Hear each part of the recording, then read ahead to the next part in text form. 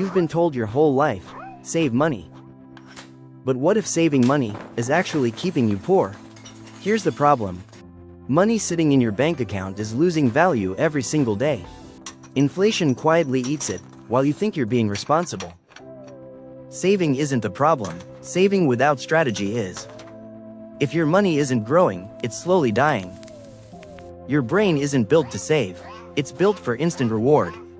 So you save for weeks, and then spend it in minutes.